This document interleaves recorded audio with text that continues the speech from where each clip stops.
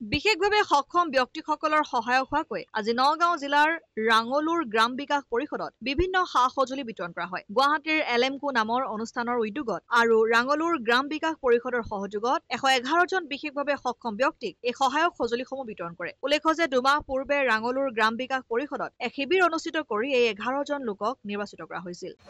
প্ৰায় 2 মাহমান পূৰ্বে এলিমকো গুৱাহাটীৰ উদ্যোগত আৰু গ্ৰাম বিকাশ পৰিষদৰ সহযোগত বিশেষভাৱে সক্ষম ব্যক্তিসকলক সহায়ক সঁজুলি দিবৰ কাৰণে আমাৰ এটা এছেছমেণ্ট কেম্প হৈছিল আৰু সেই এছেছমেণ্ট কেম্পত প্ৰায় 111 জন ব্যক্তিক তেওঁলোকে নিৰ্বাচন কৰিছিল।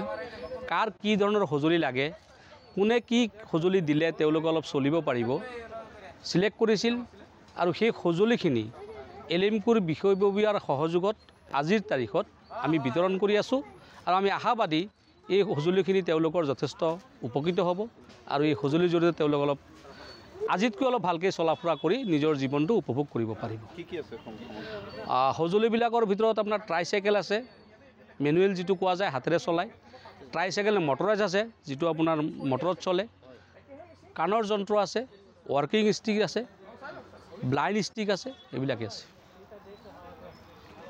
কচুৱাৰ পৰা গুলজাৰ হুছেইনৰ ৰিপৰ্ট, অসম আদিত্য।